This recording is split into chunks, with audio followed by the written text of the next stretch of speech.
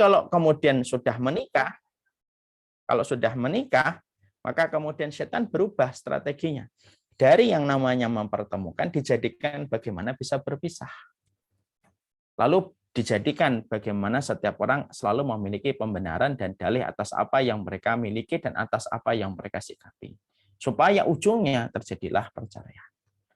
Nah, ini akan menjadikan kita semakin paham. Sudah di satu sisi setan itu tidak suka pernikahan, maka di sini pula kita harus paham bahwasanya ternyata banyak di antara kita yang tidak mempersiapkan apa sih yang kita harus lakukan supaya kita bisa menjadi keluarga-keluarga hebat di antara keramaian umat di dalam sebuah pernikahan itu sendiri.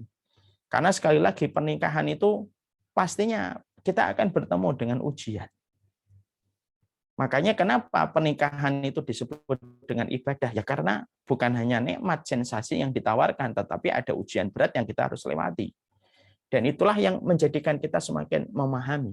Berarti pernikahan itu membutuhkan ilmu yang harus kita pelajari, membutuhkan referensi yang harus dikaji terus-menerus, supaya kita mampu mendapatkan sebuah keluarga Qurratu A'yun di tengah keramaian umat, lalu kemudian mempersembahkan dan memberikan keturunan-keturunan yang mereka itu menjadi pemimpin di antara kalangan orang yang bertakwa. Jadi inilah yang kemudian kita harus paham. Jadi ini merupakan mukadimah, ini merupakan prolog dulu. Betapa pentingnya di dalam pernikahan itu, betapa besarnya kedudukan dan posisi pernikahan itu sendiri, dan bagaimana pernikahan itu hari ini menjadi sesuatu yang ironi, karena banyak orang menikah tetapi tidak disertai dengan ilmu.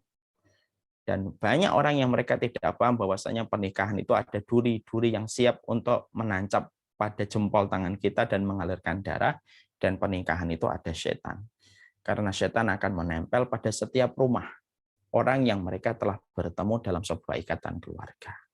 Jangan dikira di rumah yang kita miliki tidak ada setannya. Di meja makan, di tempat tidur, di mobil, di motor, setan akan menempel, menunggu kesempatan. Bagaimana menjadikan orang yang sudah dipertemukan oleh Allah, mereka dipisahkan dengan udzur-udzur yang tidak syar'i, supaya menjadi sebuah kegembiraan bagi iblis ketika setan mampu memisahkan dua orang yang sudah menikah. Ini yang kita harus paham. Setelah kita mengetahui, inilah yang menjadikan kita harus paham. Apa yang kita harus butuhkan, Ustaz? Kalau kemudian kita nanti akan menikah. Maka tentunya ini harusnya menjadi mata kuliah yang cukup panjang. Tapi karena waktu yang membatasi, saya tidak menyampaikan panjang lebar. Saya memberikan kisi-kisinya. Supaya ini juga menjadi sebuah pembelajaran untuk saya. Karena sekali lagi ya, saya sampaikan kepada seluruh para pencinta ilmu yang hadir pada kesempatan hari ini. Menikah dan berkeluarga itu tidak ada senioritas dan tidak ada junioritas. Ini kita harus paham. Siapapun yang menikah, walaupun sudah 15 tahun sekalipun, dia tetap perlu nasihat pernikahan. Karena apa?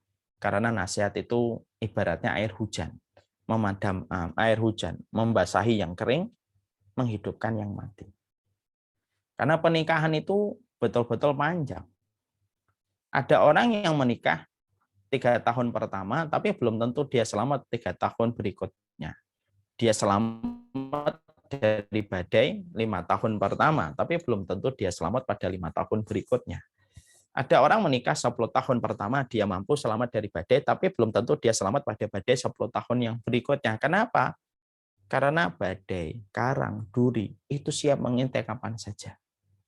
Makanya nasihat pernikahan itu bukan hanya diperlukan sama mereka yang akan menikah pada sekolah pranikah, bahkan orang yang menyampaikan pun dituntut, bahkan diwajibkan prioritas yang pertama kali untuk mempelajari apa yang dia ucapkan di dalam nasihat itu. Karena apa? Semua orang itu butuh nasihat pernikahan untuk membasahi yang kering ataupun menghidupkan yang mati pada rumpun-rumpun komitmen dia di dalam berkeluarga. Sebelum saya sampaikan global-globalnya, saya ingin sharing sebuah kisah. Semoga Allah memberkahi keluarga ini. Saya ada salah satu tamu yang datang ke rumah dakwah. Beliau menceritakan ya, bahwasanya beliau memiliki orang tua. Orang tuanya menikah sudah 30 tahun. Bayangkan, 30 tahun. Berarti 30 tahun yang lalu, suami istri ini bertemu. Laki-laki dan perempuan ini bertemu. Mereka mengikat di dalam sebuah janji. Mereka melewati ratusan purnama di dalam kehidupan mereka. 30 tahun itu sudah tidak ada lagi yang bisa dirahasiakan, kan? Sekecil-kecilnya mereka sudah tahu. 30 tahun bermalam, 30 tahun bersama dengan mentari, dan melewati banyak sekali dinamika dan asam garamnya kehidupan. Tapi setelah 30 tahun, dua-duanya sepakat untuk berpisah. Kalau baru 3 tahun, maklumlah, seumur jagung. Itu kata televisi, media massa, seorang yang begitu. Pernikahan baru seumur jagung, berpisah. Ini 30 tahun. Kita sering juga mendapati 20 tahun menikah berpisah. Bukan berarti kita lebih baik daripada mereka. Enggak. Kita kalau mengambil contoh itu bukan berarti kita lebih baik. Tapi di situ ada sebuah pelajaran besar untuk kita. Pernikahan itu tidak ada senioritas. Siapapun orang itu pada dasarnya membutuhkan ilmu, membutuhkan referensi pada pernikahan. Karena sekali lagi ilmu itu yang akan membedakan blind spot yang tidak bisa kita lihat dengan kita sendiri. Dalam pernikahan itu pasti banyak blind spotnya. Fungsinya ilmu di dalam pernikahan itu apa? Supaya kita terbebaskan blind spot atau titik buta yang tidak mampu dilihat seorang suami dan istri ketika mereka merujuk kepada ilmu. Nah, inilah pentingnya bagaimana kehidupan ilmu diperbarui setiap waktunya, diperbarui setiap saatnya, karena setan tidak pernah lelah untuk menjadikan pasangan saling menghujat dan saling membenci. Karena setan tidak pernah berhenti bagaimana dia mengintai orang-orang yang berkeluarga supaya dipisahkan dengan cara-cara yang dimurkai oleh Allah.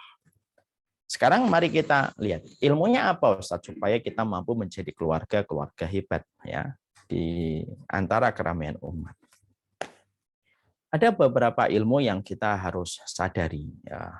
Dan ini saya ambil dari perkataan-perkataan para ulama dari berbagai macam sisi. Yang pertama yang kita harus paham, pastikan bahwasanya pernikahan kita itu adalah pernikahan yang kita betul-betul niatkan. Ini terjadi semata-mata karena Allah. Terjadinya karena Allah. Terjadinya karena Allah. Ketika kita sudah betul-betul paham bahwasanya pernikahan ini harus kita letakkan karena Allah, bukan karena cinta dan kasih sayang, maka siapapun yang telah menjaga Allah dalam setiap part penting kehidupannya, maka Allah lah yang akan menjaga proses sisanya. Pernikahan itu jangan disebabkan karena kita cinta. Kenapa? Cinta itu bisa hilang seiring dengan kekecewaan yang kita peroleh.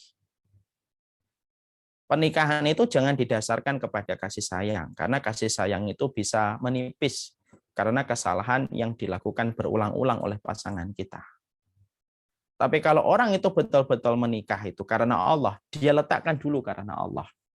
Dan masing-masing dari kita harus menerjemahkan pernikahan karena Allah itu sesuai dengan apa yang kita pahami dari kata-kata ini. Memang kata-kata ini normatif, tapi kata-kata ini penting sekali pada kehidupan kita. Pernikahan yang diniatkan betul-betul karena Allah, maka sesungguhnya ketika cintanya lagi kecewa, maka Allah yang akan mengembalikan kembali rasa kecewanya pada cinta yang dia miliki. Kalau kasih sayangnya menipis, maka Allah yang menebalkan. Ya. Jadi ketika pernikahan itu karena Allah, berarti prosesnya harus dijaga. Kemudian dasar ketika memilih juga, pemilihannya juga harus dijaga. Kemudian ketika proses menikahnya juga harus dijaga, dan selalu apapun yang dilakukan pada komitmen setelah mereka dipertemukan oleh Allah, selalu akan menempatkan Allah menjadi prioritas dari apa yang mereka lakukan dan mereka kerjakan. Ini harus kita miliki. Ini normatif Ustaz. Setiap Ustaz ngomong kayak gitu. Iya, karena normatif itu yang kadang-kadang malah justru kita lalaikan. Kalau pernikahan itu karena Allah, maka yang bisa menjadi penawar kekecewaan hati itu adalah ketika kita ingat Allah. Bahwasanya pernikahan ini adalah karena Allah, bukan karena yang kita harapkan pasangan kita sesuai dengan ekspektasi kita. Kalau seorang suami menikah karena Allah, lalu mendapatkan kekurangan, maka dia akan berharap bahwasanya yang membalas kebaikannya, walaupun tidak mendapatkan kebaikan dari istrinya, maka dia tahu yang membalasnya adalah Allah. Seorang istri ketika dia menikahnya itu karena Allah, lalu dia mendapati khidmah istri, khidmah suaminya atau kasih sayang suaminya tidak sebagaimana harapan yang dia miliki, maka dia berharap kepada Allah yang Maha Cinta untuk memberikan, untuk kemudian mengganti rasa yang tidak dia dapatkan dari suaminya atau dari pasangannya. Kenapa? Muara dari segala sesuatu itu harus muaranya kembali kepada Allah. Ya. Makanya di dalam pernikahan itu kita harus betul-betul memperhatikan jodoh. Ingat ya, ikhwan, ikhwati, kalau kita akan menikah itu, pastikan jodoh kita, karena kita tahu pernikahan ini karena Allah, pastikan jodoh kita itu baik dan tepat. Tidak hanya sekedar baik, tapi juga harus tepat. Jadi jodoh kita ini harus baik dan tepat. Kadang-kadang dia baik, tapi kalau tidak jodoh bagi antum, berarti dia tidak tepat.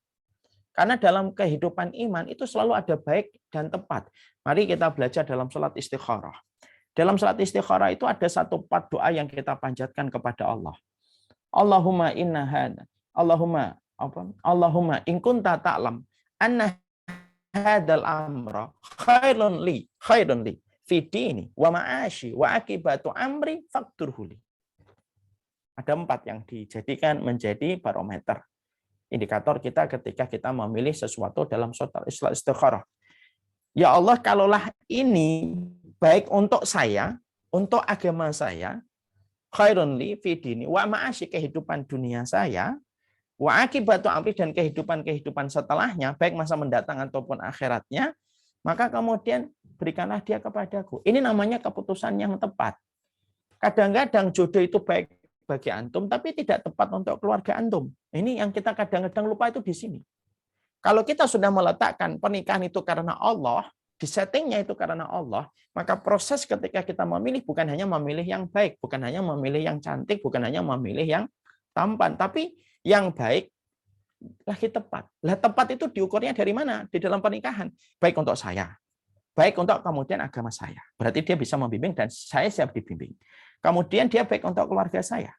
Dia baik untuk saya di masa mendatang, dan dia baik untuk saya dalam kehidupan di masa tua dan kehidupan di akhirat saya. Barulah di situ kemudian kita nanti akan melangkah. Lalu ketika sudah karena Allah, apapun yang kita temukan nanti di dalam pernikahan, kalau ini sudah karena Allah, maka sesungguhnya pernikahan yang sudah diniatkan karena Allah, maka itulah obat penawar dari semua kekecewaan dalam kehidupan di dunia. Persis kata Ali bin Abi Thalib. Dawa min kullil masyakil al-ihtisab. Kata Ali bin Abi Thalib itu apa? Obat dari semua masalah pada kehidupan manusia ketika manusia itu kecewa itu apa? Ihtisab. Dia mengharapkan pahala itu di sisi Allah. Dia mengharapkan itu pahala itu di sisi Allah semata. Dan itulah yang kemudian akan menjadikan seseorang dalam pernikahan itu betul-betul berarti. Kalau niatnya itu karena Allah. Jadi kalau niatnya karena Allah, ya terus diiringi dengan kata-kata setelahnya. Berarti pernikahan itu mungkin tidak menjanjikan kepuasan, tapi pernikahan itu pasti menjanjikan keberkahan selama kita sabar. Nanti urutannya ke situ. Jadi menikah cinta bukan merayakan kasih sayang, berarti kita harus siap dong dengan berbagai macam hal yang terjadi. Iya, karena pernikahan karena Allah. Allah bisa dengan kesempitan, hal-hal yang tidak terduga, Allah bisa menguji kita dengan kelapangan. Dan ingat, yang diuji dengan kelapangan itu banyak yang gagal. Kalau sudah menikah karena Allah, berarti yang kita cari keberkahannya.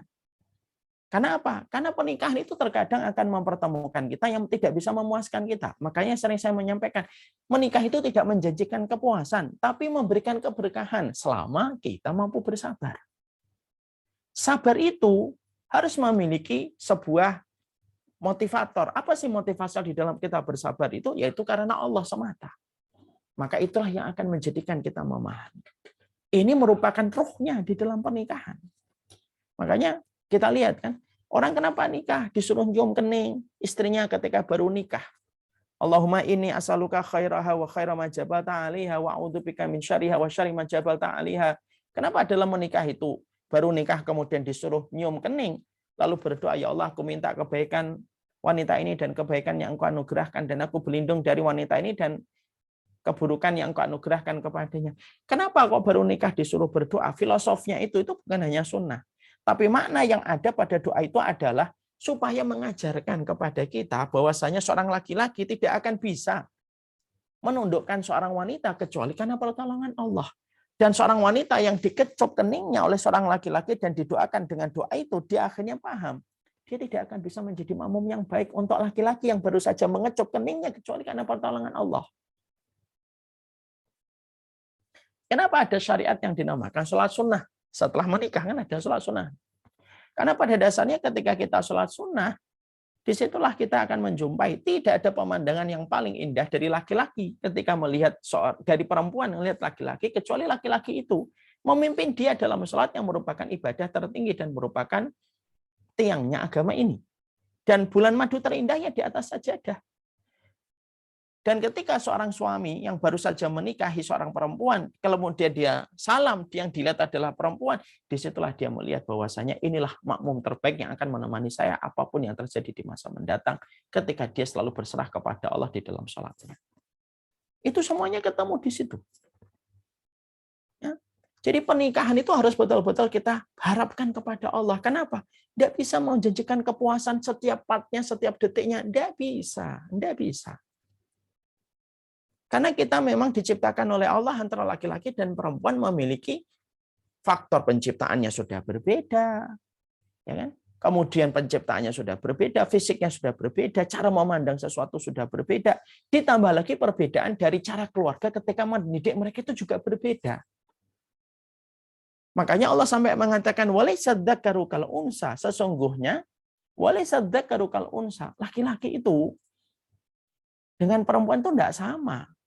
Perempuan itu panjang perasaannya, pendek logikanya, laki-laki panjang logikanya, pendek perasaannya. Kalau di dalam pernikahan ini bukan karena Allah yang menjadi harapan, perempuan akan merasa tersakiti. Kenapa? Perasaannya tidak terpuaskan. Laki-laki akan merasa terpenjara karena logikanya tidak banyak diterima oleh perempuan ketika perempuan lebih didominasi oleh perasaan. Lah, yang bisa memperjumpakan dan bisa menemukan mereka pada satu titik itu apa? Ya ujungnya itu Allah. Ya sudah untuk Allah kok. Menikah itu jangan karena saya. Menikah itu karena Allah, wahai istriku. Menikah itu karena Allah, wahai suamiku. Karena kalau kamu menikah karena saya, kamu akan kecewa. Saya cuma laki-laki di akhir zaman yang pastinya jatuh dalam kesalahan. Kalau kamu menikah gara-gara saya, wahai suamiku, kamu akan kecewa karena saya adalah perempuan di akhir zaman yang pasti punya kekurangan. Bukan berarti kita tidak mau belajar, tetap belajar. Tapi menafikan kesalahan itu tidak mungkin dan mustahil dalam kehidupan pernikahan. Jadi ini masalah yang kita harus kemudian pahami. Ini penting. Karena banyak orang menikah itu yang dipikirin itu masalah cintanya, masalah kasih sayangnya. Memang betul masalah kasih sayang dan masalah cinta itu penting. Tapi tidak boleh melupakan hal yang terpenting bahwasanya pernikahan itu nanti tujuannya adalah kepada Allah. Normatif sih, betul memang normatif. Saya nggak mengatakan itu nggak normatif karena sudah terlalu banyak disampaikan. Tapi ini berpengaruh besar dalam kehidupan pernikahan seseorang nanti ketika mereka menikah. Ingat loh, pernikahan tidak menjanjikan kepuasan, tapi pasti memberikan kepadamu keberkahan. Selama bersabar. Ya. Tidak akan ada yang membahayakan seseorang itu selama mereka memiliki kesabaran yang lebih besar daripada masalah yang mereka jumpai. Makanya kalau saya ditanya doanya apa dalam pernikahan, nggak usah susah-susah. Berdoalah Rabbana hab lana min azwajina. Selain doa itu apa? Mintalah doa kepada Allah. Doanya itu apa? Berikanlah saya kesabaran yang lebih besar daripada kekurangan istri saya. Dan berikanlah istri saya kesabaran yang lebih besar daripada kekurangan saya. Karena tidak akan membahayakan masalah apapun selama kita tuh memiliki kesabaran yang disisakan oleh Allah. Dan sabar itu tidak akan hadir kalau kita tidak memiliki ihtisab karena Allah. Orang kalau nikah karena cinta, habis dalam sesaat. Orang kalau menikah itu karena kasih sayang, habis itu dalam kekecewaan yang mereka jumpai. Tapi kalau orang menikah karena Allah, dia akan tetap ada. Kalaupun suaminya tidak bisa memuaskan dia karena ekspektasi yang dia miliki tidak bisa dipenuhi sama suaminya atau istrinya, dia berharap Allah yang akan menjadi muara dari perjalanan dia untuk menjaga keluarganya. Kalau sudah meniatkan karena Allah itu apa ada yang bisa mengalahkan kekuatan menikah karena Allah? Tidak ada yang bisa.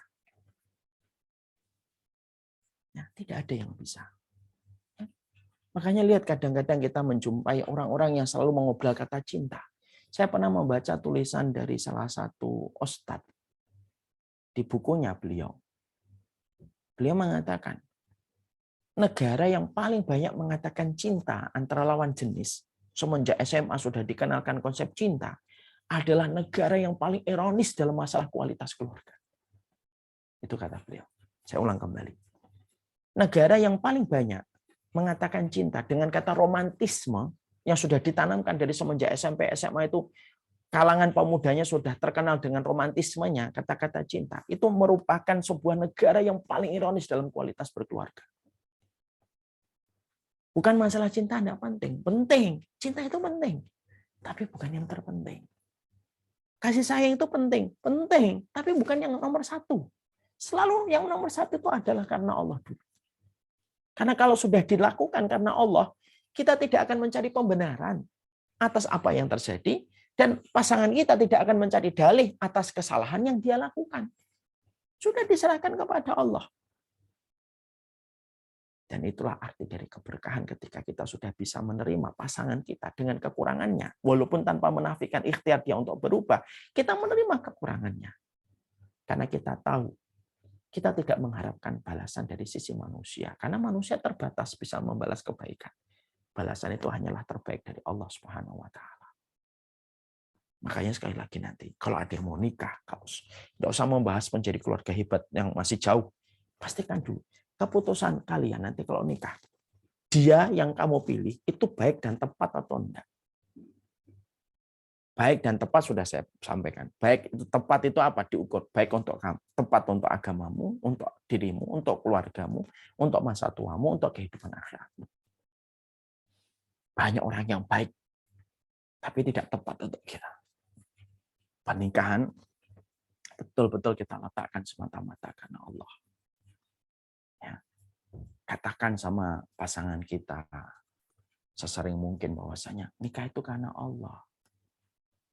Karena apa? Obat penawar dari semua keluh kesah dan kekecewaan itu ketika kita itu menikahnya itu disebabkan karena ingin mendapatkan kebaikan dari pasangan kita.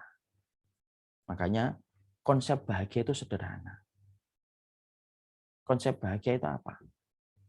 Rendahkanlah harapanmu, perbesarlah rasa permaklumanmu. Bahagia kita. Kapan orang itu kecewa? Ketika terlalu tinggi harapan yang dia berikan. Lalu melupakan harapan, lalu merupakan balasan terbaik yang ada di sisi Allah. Ini yang kemudian kita harus selalu pahamkan setiap waktunya. Dalam quality time suami istri itu ya harus mengingatkan kembali. Ini jadi saya ngomong kayak gini jadi pengen pulang saya ketemu istri saya. Pengen mengingatkan kembali. Nikahnya karena Allah ya. Harus saling mengingatkan terus.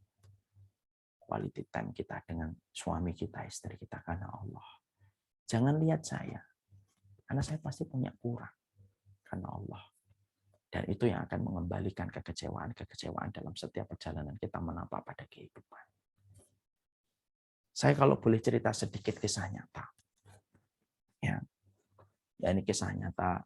Silahkan mau diambil, tidak diambil juga nggak apa-apa. Saya dulu pernah bertanya sama ibu saya. Ibu cinta banget ya sama bapak. Bapak dan ibu pernikahannya 30 tahun. 50 tahun. Ya, 50 tahun. 49 tahun sampai ibu meninggal dunia.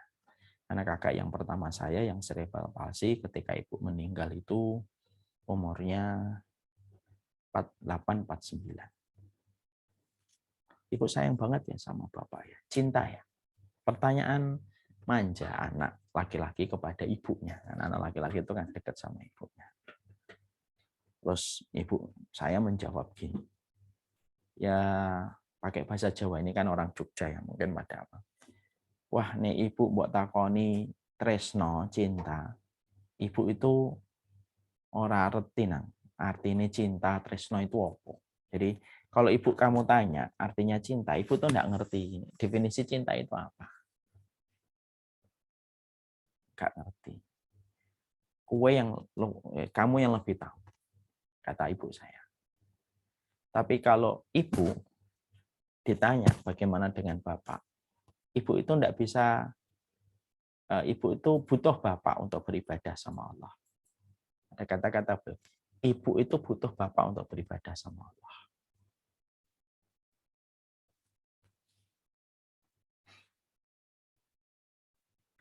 Lalu ibu melanjutkan. Makanya kalau ibu itu nanti boleh meminta, ibu itu pengen kalaupun meninggalnya lebih dulu daripada bapak. Kenapa, Bu? Ya karena ibu tidak bisa beribadah dengan tenang kalau bapakmu sudah nggak ada. Saya bilang, jangan gitu dong, Bu. Semoga ibu umurnya panjang. Tapi memang betul. Doanya ibu dikabulkan. Ibu meninggal lebih dulu daripada bapak. Ketika ibu meninggal dunia, saya ini dapetin bapak saya, tidak pernah nangis. Bapak itu jarang nangis, Bang. Tapi ketika ibu meninggal itu nangis. Bapak saya itu sifatnya koleris. Jadi tegar, kokoh beliau itu orangnya. Agak-agak, ya koleris beliau itu. Saya belum pernah menjumpai bapak saya nangis sebagaimana beliau menangis ketika istrinya meninggal dunia. Ada satu hal yang menarik pada saat itu adalah ketika kami menguburkan ibu hari Senin, saya masih ingat, hari Selasa, Rabu, maka karena saya tahu kebiasaan bapak itu kan selalu tahajud sama ibu, dan itu dilakukan sudah puluhan tahun. Maka ketika malam yang kedua atau ketiga gitu habis ditinggalkan ibu, kemudian saya ya karena nggak bisa tidur malamnya karena masih teringat ibu terus gitu. Ya saya bangunin bapak gitu jam 2 gitu untuk sholat tahajud. Bapak ngangguk-ngangguk aja gitu. Terus bapak tiduran lagi. Saya nggak tahu apakah tiduran atau pura-pura tidur. Tapi sampai subuh bapak nggak bangun. Nggak sholat tahajud. Hari berikutnya saya juga bangunin lagi juga ngangguk-ngangguk aja. Terus mau pengen lanjutin tidur. Terus nggak tahajud lagi. Sampai beberapa hari, 6 hari, 7 hari, Bapak itu nggak tahajud. Padahal saya tahu kebiasaan beliau. Bukan saya ingin mensucikan seseorang di hadapan Allah, enggak, saya ingin sharing aja. Saya kemudian memberanikan diri untuk tanya sama Bapak. Kok Bapak nggak sholat tahajud habis ibu meninggal? Kan malah sedih Pak nanti, gimana kita mau mendoakan ibu. Ya namanya juga masih anget, baru ditinggalkan. Terus Bapak saya kemudian akhirnya menjawab, Bapak itu sudah bangun, setiap kamu bangunin tuh Bapak bangun. Tapi Bapak itu belum siap tahajud. Nah, saya tanya kan, kenapa belum siap tahajud, Pak? Ya karena Bapak belum siap nanti kalau tahajud ketika salam, yang biasanya ibu itu ada di situ, di sebelah kanan serong, itu sebelah kanan, yang biasanya sholatnya di situ, pakai sajadah biru, mukena putih. Sekarang nanti kalau Bapak salam sudah nggak ada ibu. Nah, Bapak itu belum siap. Nah, tunggu aja nanti Bapak kalau sudah mulai siap. Masya Allah. Saya itu mencoba untuk menahan air mata pada saat itu, nggak nangis di depan Bapak supaya nggak tambah sedih. Tapi saya itu akhirnya mendefrak lagi pemikiran saya. Oh ternyata bukan cinta yang paling tinggi itu.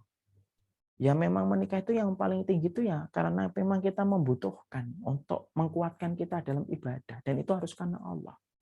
Rasa butuh kepada ibadah itu tidak akan lekang oleh waktu. Tidak lekang oleh waktu. Sering nggak kita jumpain orang tua kita itu kayak gitu. Kalau ditanya cinta, orang tua kita nggak bisa jelasin. Mungkin orang tua kita produk tahun 60-an, 70-an. Kalau bapak ibu saya produk tahun 40-an. Kalau ditanya cinta itu ya nggak ngerti. Tapi apa yang dijawab sama bapak dan apa yang pernah disampaikan ibu itu membuat saya ngerti, oh memang pernikahan itu sebenarnya itu bermulanya dari situ dulu. Itu intinya itu di situ. Kalau intinya sudah dalam keikhlasan, orang-orang sudah niatnya karena Allah ketika ikhlas, siapa yang bisa membahayakan? Setan pun tidak bisa mengganggu orang yang ikhlas kan? Dan orang itu ketika sudah meniatkan karena Allah, ya dia harus siap, memang tidak bisa menjanjikan kepuasan. Dakwah, apakah dakwah itu memuaskan? Enggak, kadang kita akan berjumpa sekali dengan banyak ujian yang tidak pernah kita duga kok. Kita kadang dihujat, dicela sama orang yang nggak pernah berjumpa dengan kita pun banyak sekali. Tapi kalau kita harus kembalikan, oh, memang tujuannya karena Allah kok.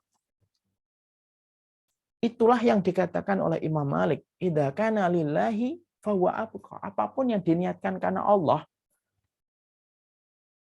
maka sesungguhnya dia itu abadi. Dia akan terus ada.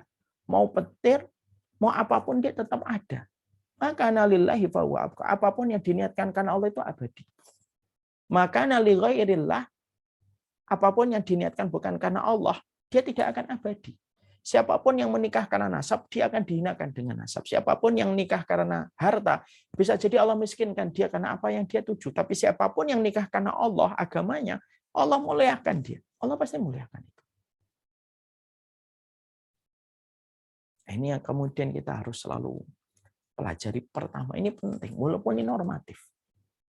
Pernikahan tidak menjanjikan kepuasan, tapi pernikahan pasti menjanjikan keberkahan. Tapi dengan satu syarat, sabar.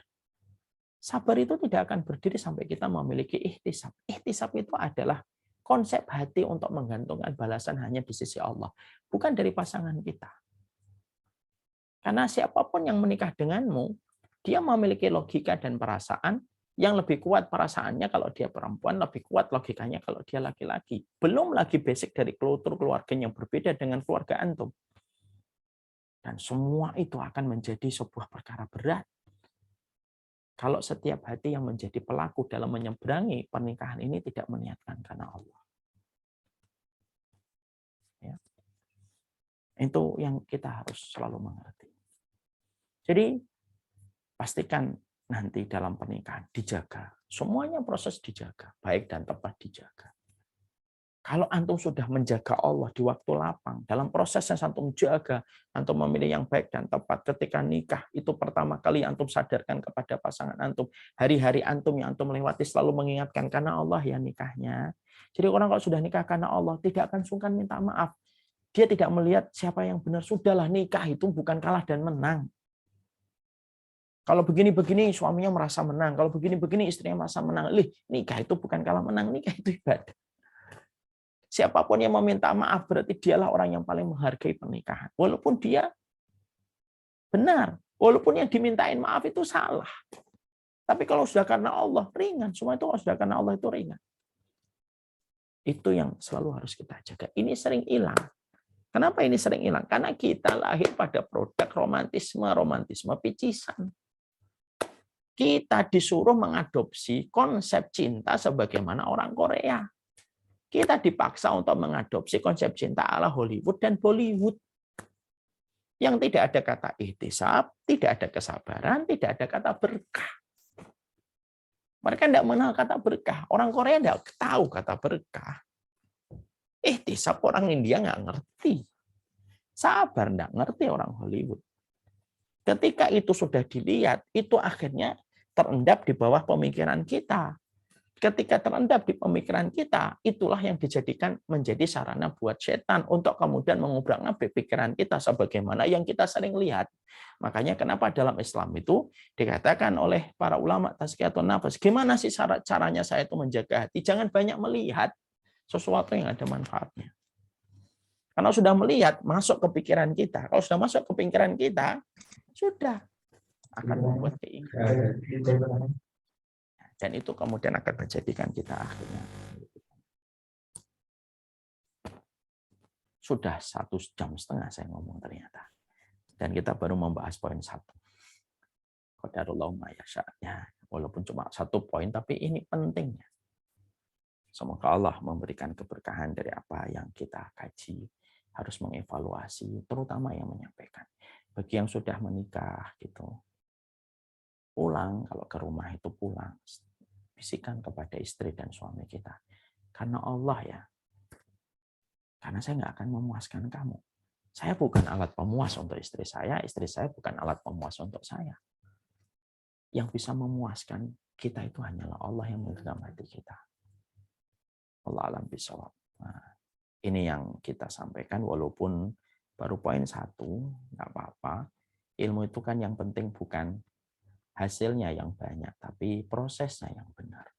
Ini yang kita kaji, semoga ini bisa menjadi pegangan bagi antum semuanya. Senang sekali mendapati anak-anak muda mau belajar kembali tentang arti pernikahan. Pernikahan itu singkat, yang panjang itu tanggung jawabnya. Semoga Allah memberkahi kita. Semoga kita termasuk yang kelak mendapatkan keberkahan. Sekali lagi, bersama istrimu dan suamimu tidak menjanjikan kepuasan, tapi pasti memberikan keberkahan kalau niatnya karena Allah dan kita bersabar.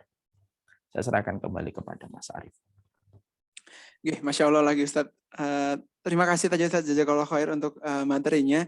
Memang terkait dengan niat pernikahan itu mungkin menjadi hal yang paling krusial sebelum memulai pernikahan, dan memang itu harus selalu diluruskan karena mungkin niat selalu berubah-ubah gitu.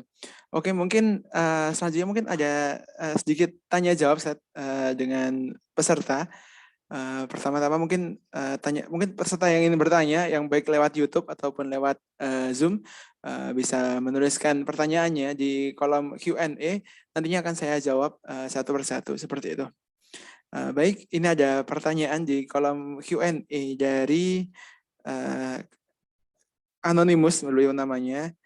Bismillah, izin bertanya Ustadz.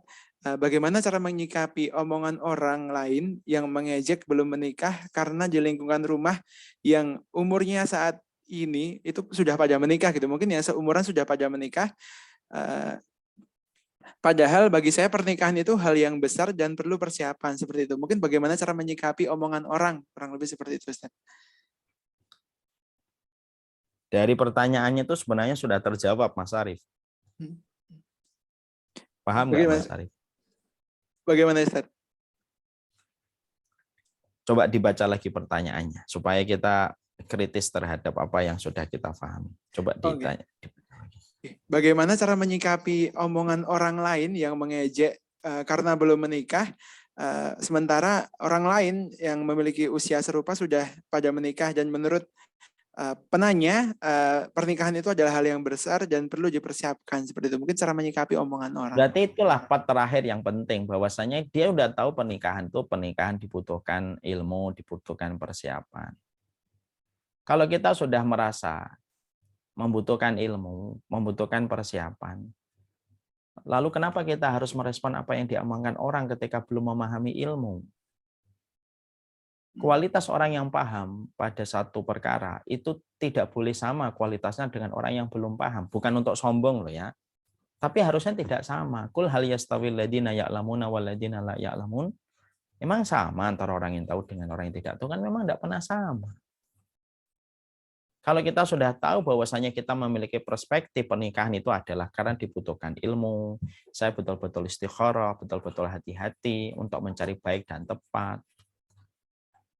Dan kita sudah mengetahui itu, lalu kenapa kita harus merendahkan diri kita untuk menghadapi dengan kesedihan orang yang berkomentar kenapa kita tidak segera menikah?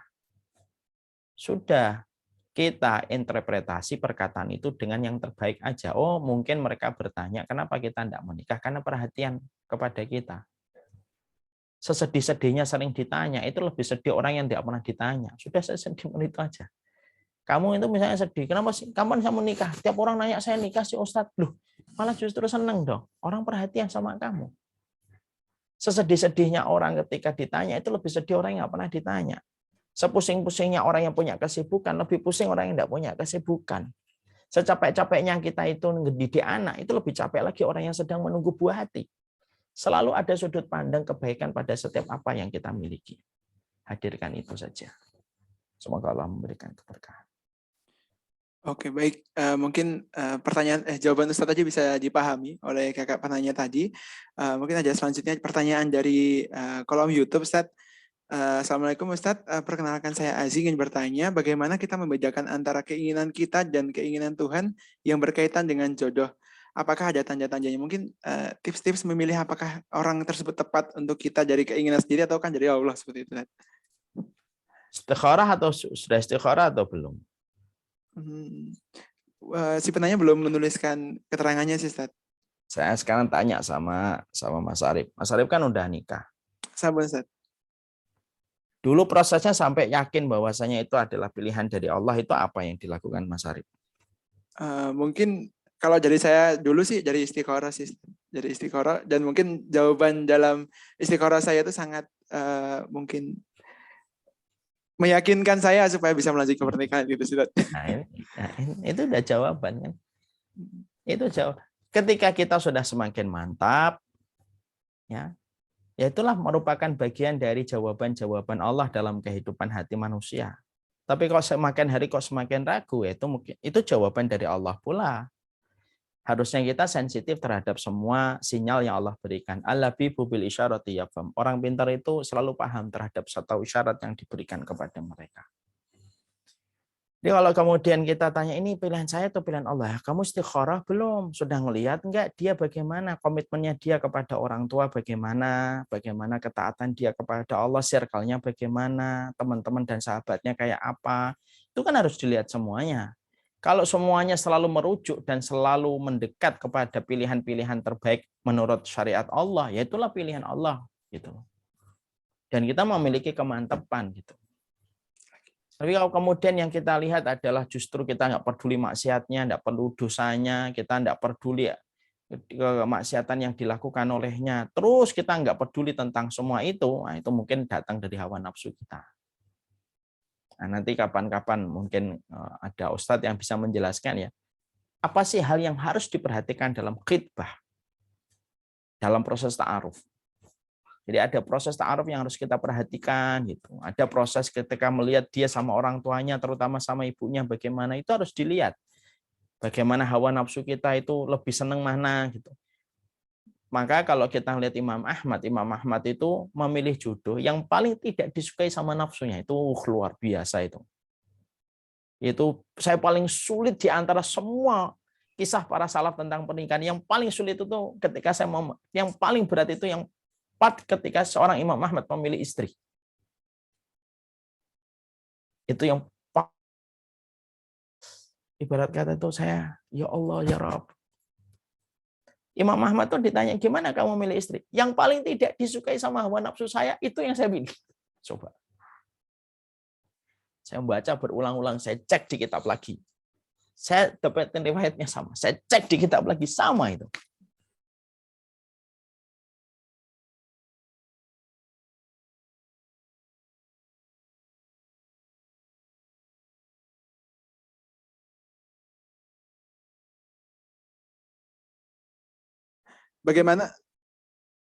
Bagaimana kalau ada punya rasa khawatir kalau telah menuntut ilmu, kita tidak mampu melaksanakan ilmu tersebut, Ustaz?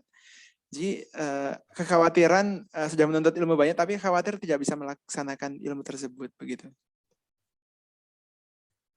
Kalau itu menjadikan kita akhirnya tidak mau belajar, berarti itu jebakan setan. Setan itu menjebak manusia supaya mengurungkan perbuatan ibadah yang dia lakukan itu dengan berbagai macam narasi. Contoh, orang yang berdakwah. Orang berdakwah itu diberi narasi, lah kamu juga enggak benar-benar amat aja kok dakwah gitu. Kata Hasan Al-Basri, kalau setiap orang merespon narasi yang disampaikan setan dalam bentuk bisikan yang semacam ini, tidak ada orang yang pantas untuk berdakwah di atas muka bumi, karena setiap orang berdakwah juga punya sisi gelap dan kekurangan. Ya. Orang yang mencari ilmu juga sama. Setan membuat narasi. Kamu nanti kalau semakin tahu banyak, semakin tidak bisa ngerjain. Udah lebih baik tidak tahu, padahal dia lupa.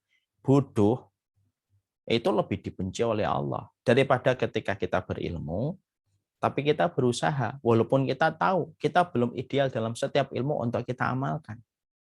Makanya disitulah fungsi kita memahami hadis. Ihris alama yanfa'uka wasta'in billah.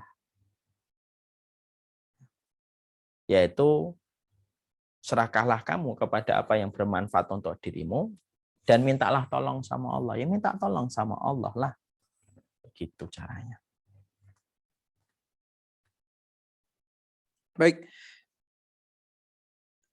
Oke, mungkin ada pertanyaan dari yang peserta yang raise hand. Mungkin bisa tolong admin bisa dinyalakan, Kak. Paling atas Hanif Alwan. Moga mungkin Kak Hanif Alawan bisa di unmute ya.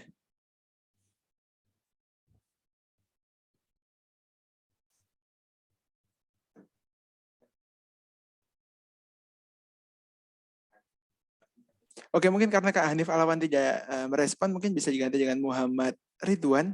Kak Muhammad Ridwan, monggo mungkin kalau misalkan mau bertanya.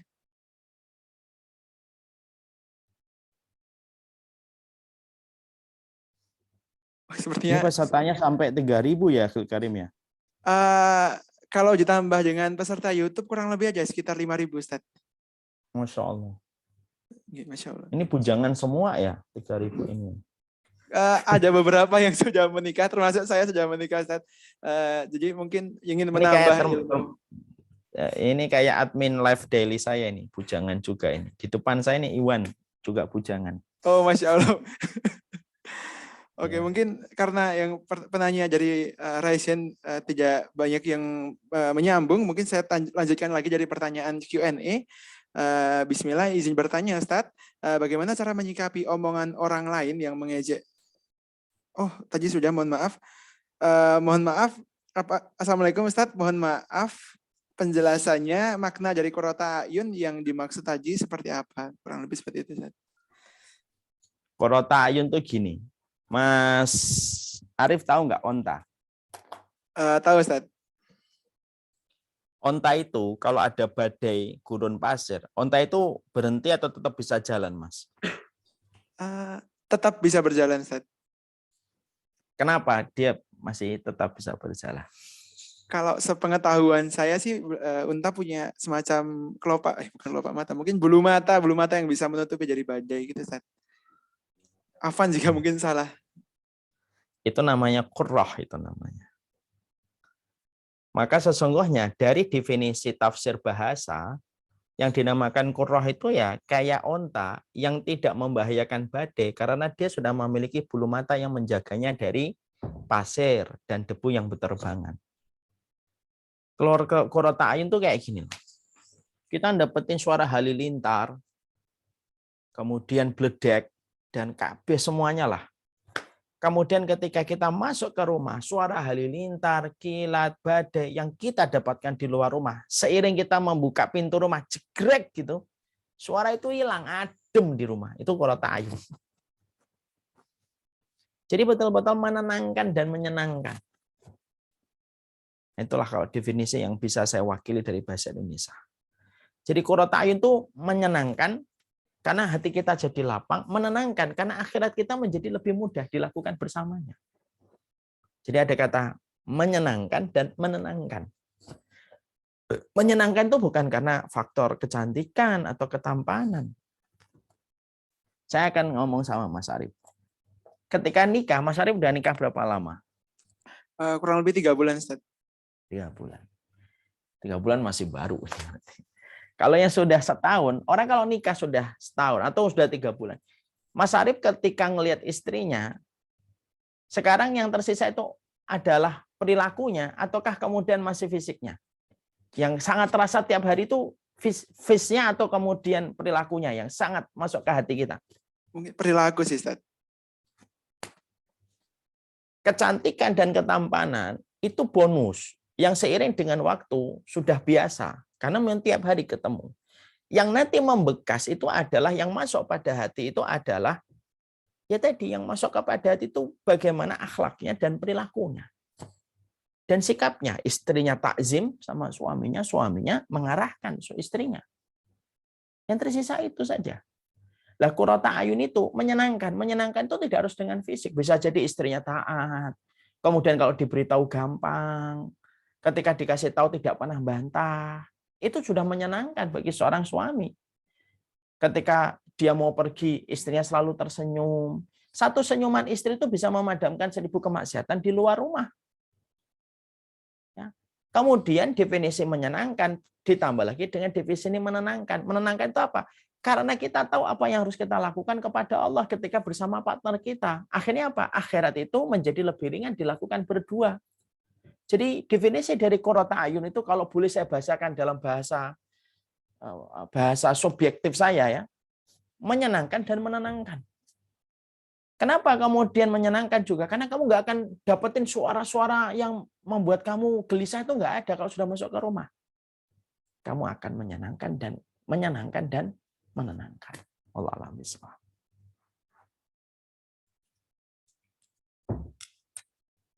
Oke, mungkin ada penanya dari Raisen, Kak Metia mungkin bisa di unmute, monggo Kak.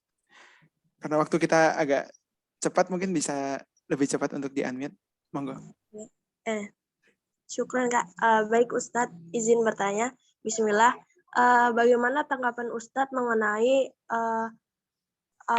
orang yang ingin menikah muda dengan dalam artian ya ingin menjaga, tetapi dalam segi finansial dia belum siap. Itu menurut pandangan Ustadz bagaimana Ustadz? Ya, menikah karena Allah itu akan berada pada jaminan dan garansi dari Allah dan akan dikayakan oleh Allah. Selama mereka yang menikah siap dengan berbagai macam hal yang pasti akan mereka jumpai di awal-awal pernikahan ketika diuji dengan badai ekonomi, mereka sudah siap berkomitmen untuk sabar melewati setiap badai ekonomi yang mereka lewati ketika mereka menikah. Allah tidak akan pernah menyia-nyiakan orang yang sudah menyandarkan hidup mereka di dalam komitmen pernikahan hanya kepada Allah. Dan pastinya Allah yang akan memberikan pelindungan. Allahu waliyul ladzina amanu. Allah itu kan wali bagi orang-orang yang beriman, pelindung. Tapi ada syarat yang ketat yang harus dipahami. Pasangan ini harus siap dengan berbagai macam hal-hal tidak terduga yang muncul dalam badai ekonomi ketika mereka sudah tahu dari awal itu memang belum diberikan ke lapangan. Selama mereka sudah sadar terhadap konsekuensi terdekat yang akan mereka hadapi, tidak ada masalah itu. Justru orang-orang semacam ini yang saya yakin nanti akan dikayakan oleh Allah. Ini tidak perlu khawatir. Tapi ikhtiar tetap harus dirangkai. Paham, Umu? Paham Ustadz. Namun boleh menanggapi Ustadz? Boleh. Nah, dalam segi ilmu juga dia nih belum siap, tapi dalam keyakinannya tuh ada keyakinan ingin menjaga dari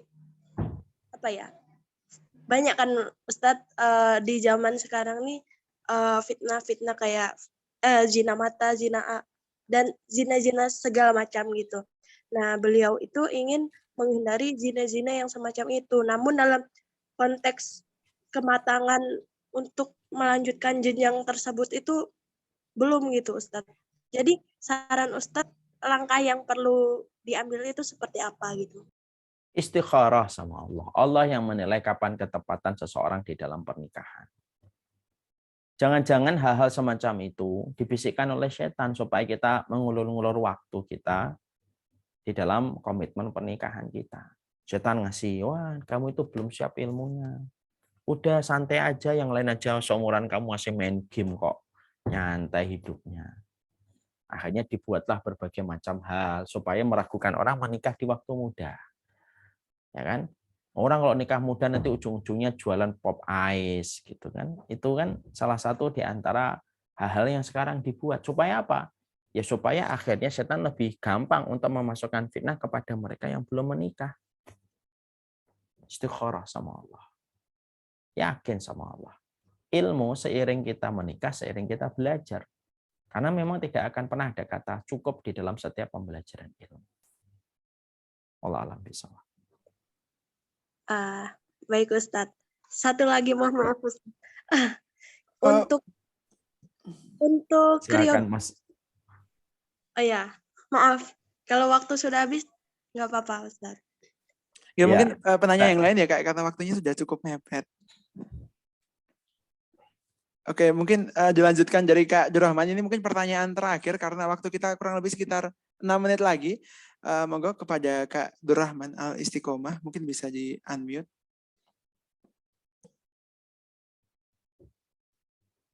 Oke. Oke, mungkin karena tidak kunjung merespon, selanjutnya jadi Kak Hanif. Oke. Mungkin bisa segera di unmute untuk bertanya langsung dengan Ustadz Umar Mita.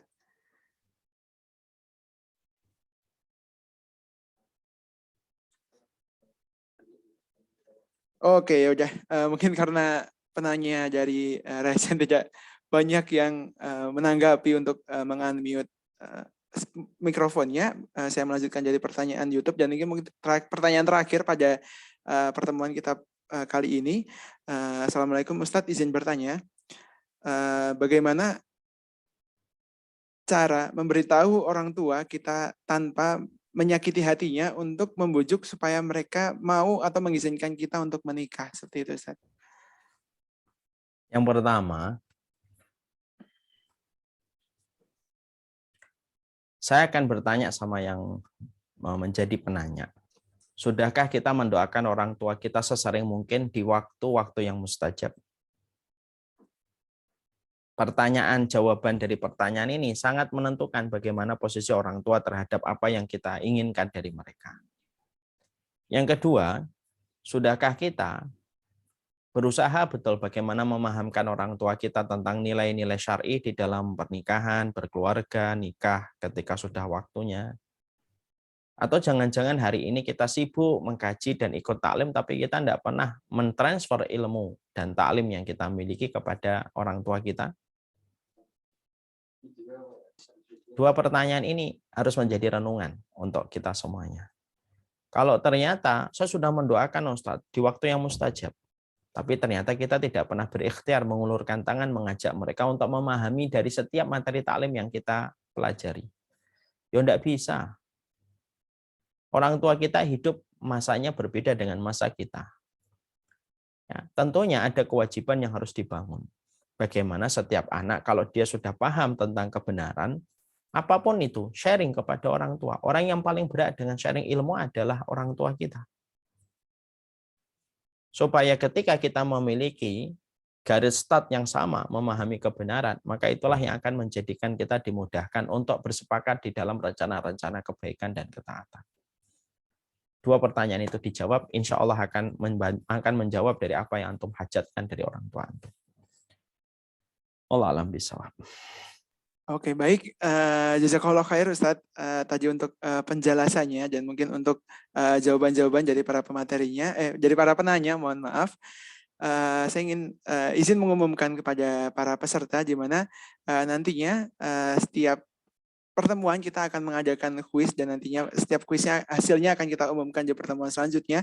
Dan monggo kepada para peserta mungkin bisa membuat story di Instagram masing-masing dan men-tag Masjid Nurul Asri dan juga SPN Masjid Nurul Asri yang nantinya mungkin di pertemuan selanjutnya akan kita umumkan untuk mendapatkan door prize seperti itu.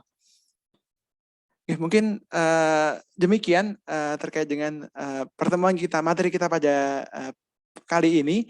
Jazakallah khair kepada Ustadz Umar Mita untuk materinya. Semoga tadi yang telah disampaikan oleh Ustadz Umar Mita bisa kita implementasikan, walaupun tadi mungkin baru satu materi terkait dengan niat. Semoga kita bisa mengimplementasikannya. Dan mungkin buat teman-teman semua yang sekarang sedang mempersiapkan pernikahan, bisa menyiapkan niatnya terlebih dahulu dan semoga bisa dipertemukan dengan pujaan hatinya atau mungkin jodohnya dalam waktu yang tepat seperti itu. Mungkin demikian Ustadz. Mungkin kalau Ustadz ada closing statement kepada kami sebelum kita tutup acara kita pada pertemuan kali ini. Saya kira tidak ada, cukup insya Allah saya tutup dengan sebuah quote yang menyentil saya sendiri dan menasihati saya sendiri. Pernikahan itu tidak menjanjikan kepuasan, tapi pasti memberikan keberkahan bagi mereka yang senantiasa bersabar. Semoga Allah memudahkan urusan pernikahan kita. Semoga pernikahan kita adalah baik, tepat untuk kita, agama kita, keluarga kita, kesudahan hari ini dan kesudahan kita nanti di akhirat. Wassalamualaikum Muhammad. Senang sekali bisa bersama dengan 5.000-an para jomblo dan para jomblowati. Semoga Allah mudahkan setiap komitmennya di dalam pernikahan. Mohon maaf kalau ada pemilihan kata yang melukai hati, yang tidak berkenan. Tidak ada maksud kecuali menasihati diri sendiri, saya sebagai yang menyampaikan dan menasihati hamba yang beriman. Terlepas dari kekurangan dan khilaf kita di hadapan Allah. Semoga Allah menguatkan kita. Jazakumullah khair, barakallahu fikum. Saya pamit undur diri. Salam untuk seluruh panitia Masjid Nurul Asri. Kepada Mas Arief, semoga janinnya selalu sehat sampai nanti melahirkan. Amin, amin. Salam takzim untuk keluarganya. Assalamualaikum warahmatullahi wabarakatuh. Waalaikumsalam warahmatullahi wabarakatuh.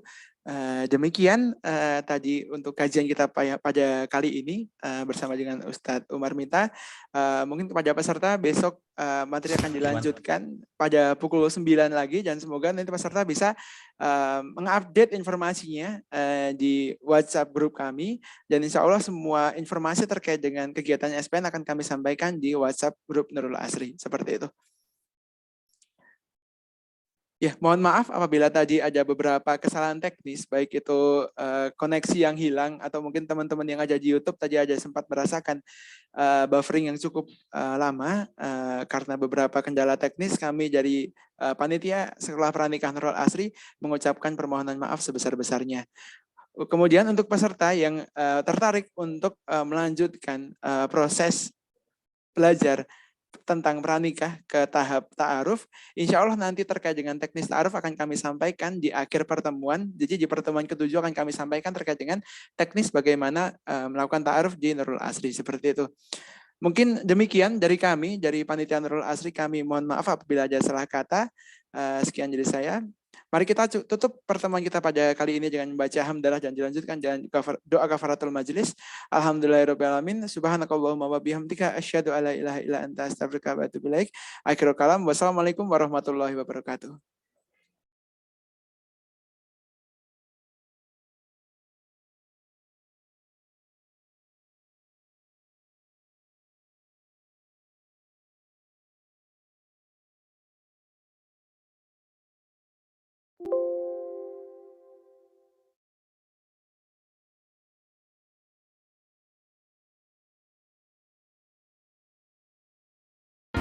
Halo, assalamualaikum sahabat Nurul Asri.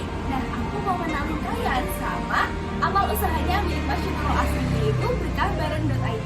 Nah, saat ini aku lagi ada di wilayah berkahbareng.id, tepatnya ada di sebelah utaranya Masjid Nurul Asri. Nah, teman-teman udah pernah kesini belum? Nah, di sini kita menjual barang-barang layak pakai dari hasil donasi jamaah semuanya. Nah, dari hasil penjualan itu nanti kita akan keuntungannya kita akan gunakan untuk operasional dakwah Nurul Asri. Nah, teman-teman bisa banget ikut berkontribusi untuk kegiatan dakwah Nurul Asri. Gimana sih caranya? Caranya bisa dengan membeli barang-barang di sini, bisa mengunjungi Instagram kita atau web kita berkahbareng.id, atau teman-teman bisa juga ikut berdonasi barang-barang layak pakai teman-teman di rumah. Nah, daripada numpuk di rumah, mending didonasikan ke sini dan barangnya nanti akan kita jual sehingga teman-teman juga mendapatkan aliran pahala. Nah, buat teman-teman yang mau donasi bisa banget nanti diantar ke Masjid Nurul Asri, atau kalau misalnya teman-teman punya halangan yang belum bisa dibuka, nanti bisa banget kita jemput pakai mobil kita. Nah, atau teman-teman yang buat domisili luar Jogja nanti bisa banget dipaketin barangnya untuk ke berkahbareng.id. Teman-teman kita juga punya website yaitu berkahbareng.id, jangan lupa dikunjungin ya. Nah, dengan teman-teman ikut berdonasi atau membeli barang di berkahbareng.id, teman-teman sama aja ikut mensupport kegiatan dakwah Nurul Asri. Oke, sekian. Terima kasih. Bye-bye. Oke, bismillahirrahmanirrahim. Insya Allah kita dari Masjid Nurul Asri sekarang sedang perjalanan ke Villa Wakaf yang diwakafkan ke Masjid Nurul Asri dan insya Allah akan kita gunakan sebagai villa kampus Masjid Nurul Asri. Mohon dukungannya pada para jamaah nih buat support kegiatan dakwah di Masjid Nurul Asri.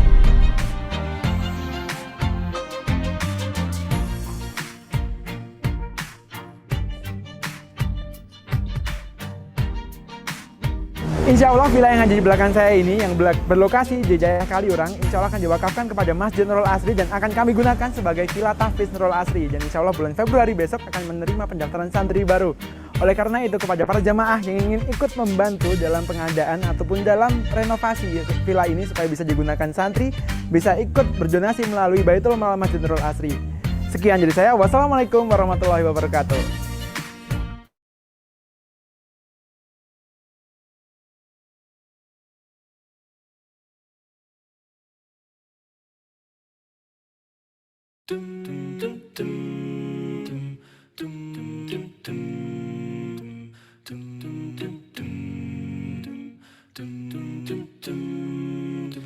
حينما حل البلاء جئت إليك ذليلا أناجي، من لي غيرك ربي يسمع مني شكواي، من يستجيب الدعاء إلا الذي قد دعانا إليه، من لي غيرك ربي معقود فيه رجايا. لا تعاملني بذنبي يا جواد يا كريم، إنني عبد ضعيف حظه لا يستقيم، لا تحرمني ربي من لطفك العميم، فسقامي أتعبتني يا ربي الرحيم. قل له كن فيكون، قل له كن فيكون، قل له كن فيكون، قل له كن فيكون. يا مجزلا بالعطاء لا حول لي كي أحال إليه، من لي غيرك ربي يسمع مني شكواي، يا من لقلبي شفاء من كل داء خلقت دواء، من لي غيرك ربي يشفيني يا مولاي. لا تعاملني بذنبي يا جواد يا كريم، إنني عبد ضعيف حظه لا يستقيم، لا تحرمني ربي من لطفك العميم، فسقامي أتعبتني يا ربي الرحيم. قل له كن فيكون، قل له كن فيكون، قل له كن فيكون، قل له كن فيكون.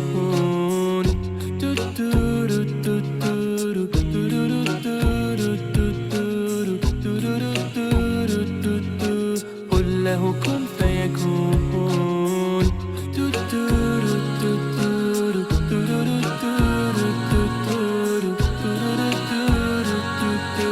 قل له كن فيكون.